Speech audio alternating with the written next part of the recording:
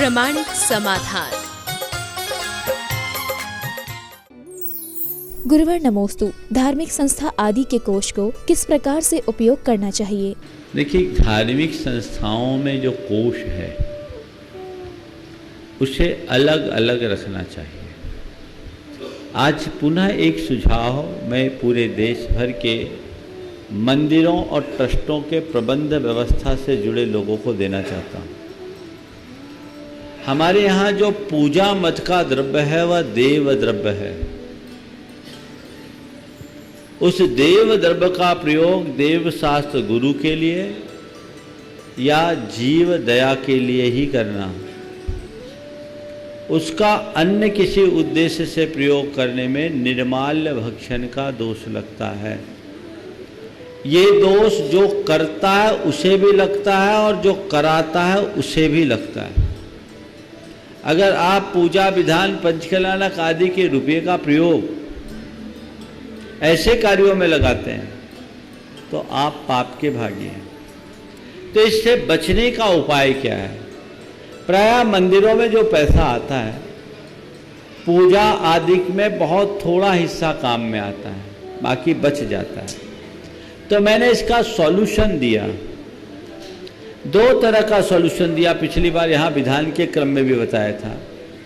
एक तो मंदिरों के गुल्लक दो तरह के रखे, एक सामान्य गुल्लक और दूसरा धर्म प्रभावना या प्रबंध मत का गुल्लक। धर्म प्रभावना के पैसे का प्रयोग आप मंदिर के काम में ले सकते हैं, लेकिन मंदिर के पैसे का प्रयोग आप धर्म प्रभावना के कार्यों में, जिसमें आप लोगों के निजी उपयोग होते हैं, कहीं आने जाने को गाड़ियाँ छोड़ी जाती है, आप लोगों के खाने पीने की व्यवस्था भी उसमें लोग कर देते हैं, पंच लोग, वो नहीं हो सकता। तो आप धर्म प्रभावना के मत का गुल्लक रखिए, ताकि कई बार मैनेजमेंट से जुड़े लोगों के सामने समस्या हो जाती है, जेब से कहाँ तक खर्च करें, तो ट्रस्ट का पैसा लगा देते हैं। तो ये अलग मत होना चाहिए, इंडिपेंडेंट। इसी तरह जब कोई आयोजन आप घोषित करें और आयोजन में अगर हमारे क्षेत्र के लिए या मंदिर के लिए या समाज के लिए कोई आवश्यकता है तो उस समय ये बोल दे, घोषित कर दे कि इसकी आय को हम खर्च काट के इस कार्य के लिए लगाएंगे और आपसे जो हम पैसा ले रहे हैं समझ लीजिए उसी कार्य के ले रहे हैं, पूजा विधान तो बहाना है। तो वो रुपया आप लगा सकते हैं, लेकिन शांति धारा का पैसा,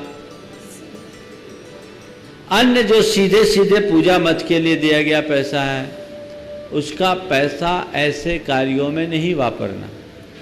अब महाराज हमारे लिए समाज में और जरूरी काम है और पैसा नहीं है तो क्या करें? कलेक्शन करो, इनका प्रयोग मत करो। गुरुदेव तो इसका साफ निषेध करते हैं और श्वेतांबर परंपरा में तो बड़े दृढ़ता से इसका पालन होता है।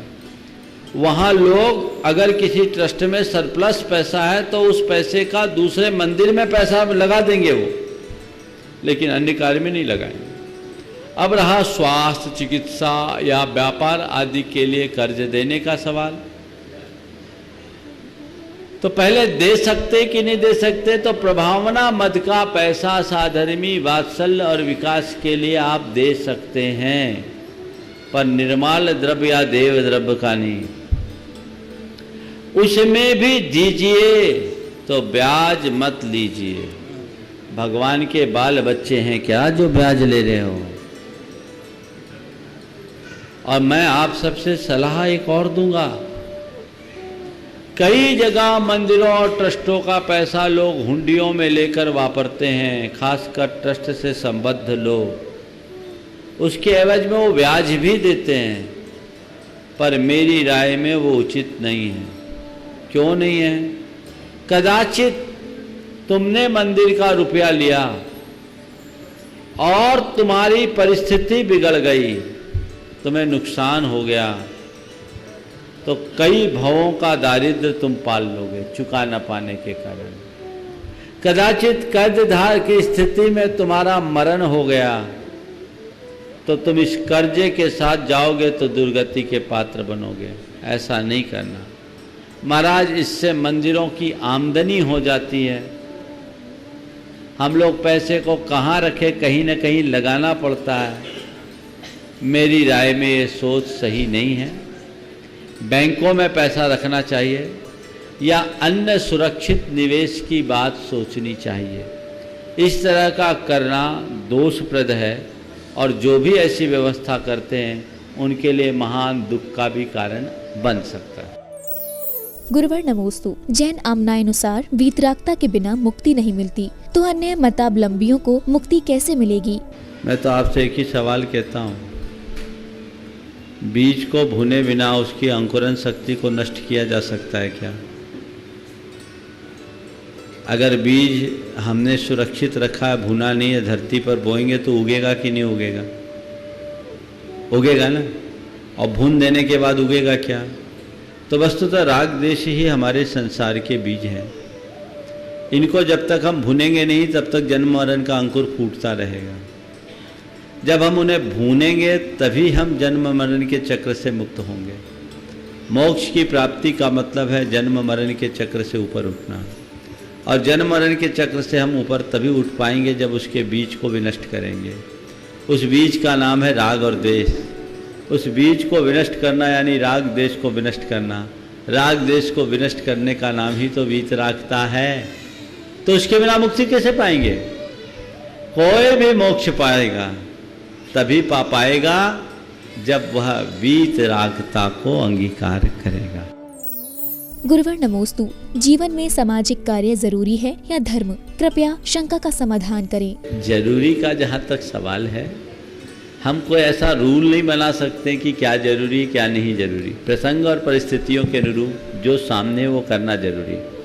यदि कोई सामाजिक कार्य भी बहुत जरूरी और आवश्यक प्रतीत होता है स्वपर के हित के लिए, तो मैं तो कहता हूँ सामाजिक कार्य को ही अपना धर्म मान लेना चाहिए। और जहाँ तक वैयक्तिक साधना की बात है तो हमारा अपना कल्याण तो धर्म से ही होगा, तो धर्म को हमें दृढ़ता से कर लेना चाहिए। गुरुवर नमोस्तु। सुख व दुख की परिभाषा क्या है? दुख जगाता है, सुख सुलाता है। जब दुख मनुष्य के जीवन में प्रगाढ़ता से आता है तो मनुष्य का अंदर से हिल जाता है, उसकी चेतना जगती है और वो अपने जीवन की दिशा बदल सकता है। लेकिन जब सुख आता है तो मनुष्य उससे बेभान होकर अपनी अलग दुनिया में सो जाता है, खो जाता है। तो जो हमें भुला दे, जो हमें सुला दे, उस सुख से भगवान बचाए। वो दुख अच्छा है जो हमारी चेतना को जगाए। गुरुवर नमोस्तु। क्या समझौतावादी दृष्टिकोण रखना सही है तथा समझौते की सीमा रेखा क्या होनी चाहिए? जब तक हम अपने सुख को जीवित रखना चाहते हैं, समझौतावादी दृष्टिकोण बनाकर रहना ही चाहिए। यदि हमने सुख को खो दिया, अपने समझौता को तोड़ दिया, तो हमारा सुख कभी टिकेगा नहीं। समझौतावादी दृष्टिकोण कहाँ तक रहना चाहिए? तो एक बात और मैं कहूँगा, अपने व्यवहार की अंतिम सीमा तक मनुष्य को समझौतावादी बनना चाहिए, पर जहाँ सिद्धांतों और मर्यादाओं की रक्षा की बात आ जाए वहाँ रंच मात्र भी समझौता नहीं करना चाहिए। दोहरा रहा हूँ, अपने व्यवहार की अंतिम सीमा तक हमें समझौतावादी बनना चाहिए, लेकिन जहां सिद्धांतों की और मर्यादाओं की रक्षा का सवाल है, रंच मात्र भी समझौता नहीं करना चाहिए। समझौते के सिद्धांत को अगर समझना है तो हमें एक पेड़ से सीखना चाहिए। पेड़ को देखिए, उसकी शाखा प्रशाखाएं हवा में झूमती है, धरती को चूमती है, कितनी झुक जाती है, लेकिन उसका तना हमेशा तना रहता है। नाम ही है तना। अगर तना भी झुक जाए तो पेड़ ही उखड़ जाए। संत कहते हैं व्यवहार में तुम्हें जितना झुकना है झुक जाओ, अंतिम सीमा तक समझौता कर लो, लेकिन तुम्हारे सिद्धांतों का तना तना रहना चाहिए, तभी तुम्हारे जीवन का वृक्ष सुरक्षित रहेगा। सिद्धांत खो करके समझौता करोगे तो अपनी पहचान खो दोगे। गुरुवर नमोस्तु। जैन मतानुसार कमल के पुष्प का क्या महत्व है? कमल भारत का राष्ट्रीय पुष्प है। आध्यात्मिक दृष्टि से कमल का बड़ा महत्व है। कहते हैं लक्ष्मी कमल पर वास करती है, और हमारे तीर्थंकर परमात्मा जब विहार करते हैं तो उनके प्रत्येक चरणों में, प्रत्येक कदमों पर कमल खिलते हैं। भगवान के चरणों में कमल खिलना तीन लोक के वैभव का उनके चरणों में न्यौछावर होने का प्रतीक है, और भगवान का उससे 4 अंगुल ऊपर उठकर चलना उनकी अलिप्तता का द्योतक है। कमल लक्ष्मी का, कमल श्री समृद्धि का, कमल कल्याण का प्रतीक है। तो ऐसे तो ये पुष्प है, लेकिन इसके साथ लक्ष्मी और श्री समृद्धि जुड़ी तो वो कमल एक विशिष्ट रूप को धारण कर लिया। दूसरी बात, कमल का पुष्प बड़ा आकर्षक पुष्प होता है, उसका आकार बड़ा लुभावना होता है। तो उस आकर्षण के कारण हम जब भी कमल की बात करते हैं तो हम हस्त कमल, चरण कमल, हृदय कमल आदि की बात कर लेते हैं। हाथ में कोई कमल नहीं, चरण में कोई कमल नहीं, लेकिन ये हम उपमा देते हैं। और कमल की सबसे बड़ी विशेषता है कि वो कीचड़ में उत्पन्न होता है और उससे अलिप्त रहता है। पानी में रह कर के भी पानी से अलिप्त रहता है। कीचड़ में कमल खिलते हैं। ये कमल का अनुपम वैशिष्ट्य है कि जिस तरह कमल कीचड़ में भी खिल जाता है, उसी तरह तमाम प्रकार की प्रतिकूलताओं में भी जो अपने चरम विकास के लिए सक्षम हो जाता है, तो हम उसके लिए कमल की संज्ञा दे देते हैं। हस्त कमल, कर कमल, चरण कमल, हृदय कमल, ये सब चीज़ें हमारे एक काव्यात्मक लहजे में की जाने वाली है। गुरुवर नमोस्तु, उपासना और आंतरिक शुद्धि का क्या अर्थ है? देखिए, उपासना शब्द को हम ले, उप आसना से उपासना है, निकट आने का नाम उपासना है। उपासना प्रभु की भी होती है, गुरु की भी होती है, स्वयं की भी होती है। प्रभु से निकटता प्रभु उपासना, गुरु से निकटता गुरु उपासना, और स्वयं से निकटता स्वयं की उपासना। लेकिन उपासना शब्द हमारे यहाँ एक बड़े व्यापक अर्थ में प्रयुक्त हुआ है। उपासना का मतलब अपने धार्मिक कर्तव्यों के अनुपालन से भी है। पूजा पाठ, जप व्रत, त्याग तपस्या, दान पुण्य को भी उपासना से संबद्ध किया गया है। ये भी एक उपासना के रूप में देखे जाते हैं।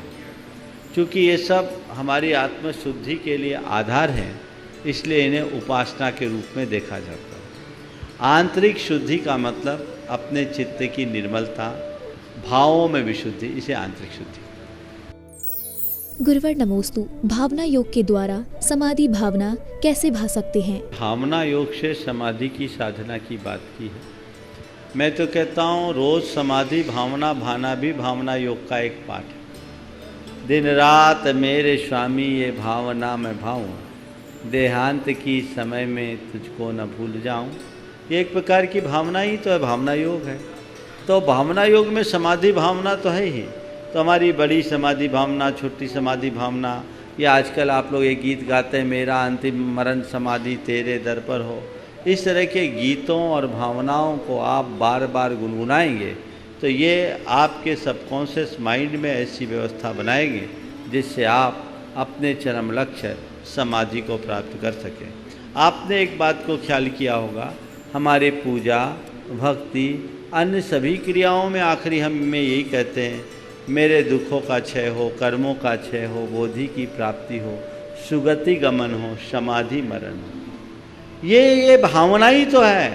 तो अगर कहा जाए भावना योग से कैसे जोड़े, तो मैं कहता हूँ भावना योग का ये अहम पाठ है। जैन साधना में इसे विशेष रूप से स्थान दिया गया है, इसलिए इसे हमें सहज रूप से जोड़ लेना चाहिए। गुरुवर नमोस्तु, हम सारे पाप परिग्रह के वश करते हैं, फिर भी परिग्रह को सबसे अंत में रखा गया है, ऐसा क्यों?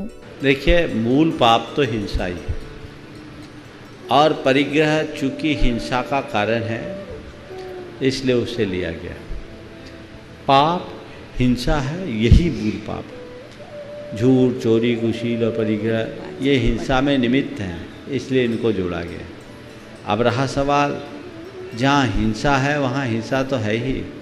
जहाँ परिग्रह पांचों है, इसलिए परिग्रह को पाप का बाप कह देते। गुरुवर नमोस्तु। पूजन के द्रव्य को माली को देने से क्या कोई पाप लगता है? हमें जो भी द्रव्य आदि सामग्री चढ़ती है उसका मूल अधिकार जीवदया के लिए होता है, पशु पक्षियों के लिए होता है, दीन दुखियों के लिए होता है। इसलिए जहाँ कहीं भी द्रव्य चढ़े, मैं तो कह रहा हूँ पूजा विधान की बात तो जाने दीजिए, नित्य मंदिर में चढ़ने वाली द्रव्य सामग्री भी माली को देना पाप है। पाप क्यों है? क्योंकि माली जो द्रव्य लेता वो खाता तो है नहीं, वो कहाँ जाता है? बाजार में जाता है, और बाजार में उसी के साथ लोग मछली भी खाते हैं, मांस भी खाते हैं, बिरयानी खाते हैं। मेरा ध्यान तब इस विषय में केंद्रित हुआ जब दिल्ली के एक भाई ने कहा कि महाराज बड़ी पीड़ा हुई जब मंदिर के द्रव्य के साथ लोग बिरयानी खाते दिखे। ये तो वहीं कंज्यूम होता है, और ज़्यादा है तो चाट पकौड़ों के ठेले में पहुंचता है तो घूम फिर के आपके पेट में आता है। तो निर्माल्य का पाप तो आपको लगता ही है।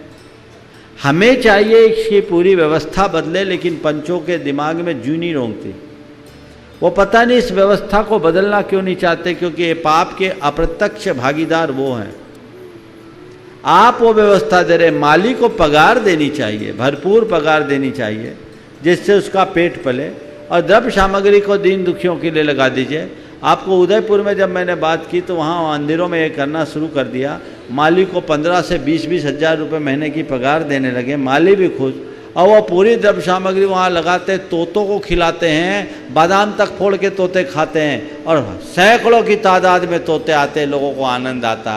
जीव दया का काम, अभयदान आपसे मिल रहा है। ये कार्य आप कर सकते हैं। कुछ नहीं है तो आप लंगर चला सकते हैं, दीन दुखियों के लिए जाए, ताकि उस द्रव्य के साथ कोई भी अभक्ष सेवन ना हो।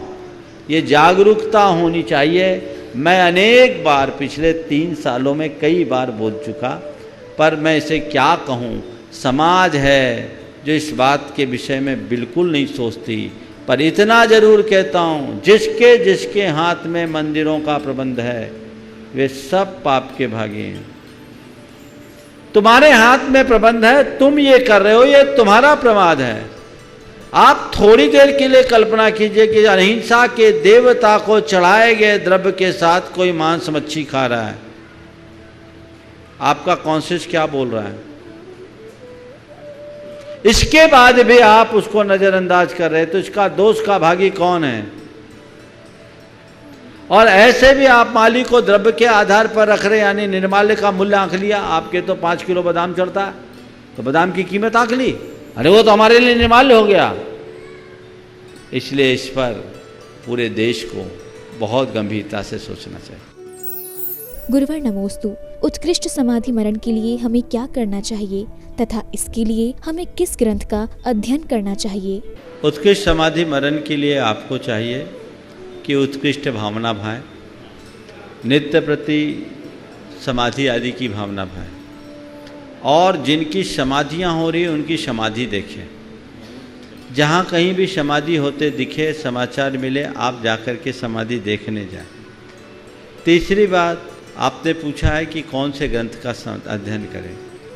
मरण कंडिका एक अद्भुत ग्रंथ है, आप उसका अध्ययन करें, उससे आपको प्रेरणा मिलेगी। ये बात सही है कि इस वय में याद नहीं रहता। आप याद करने के लिए मत पढ़ो, मन लगाने और रमाने के लिए पढ़ो। शब्द भले याद ना हो आपको, भाव आत्मसात कर लो, बेड़ा पार।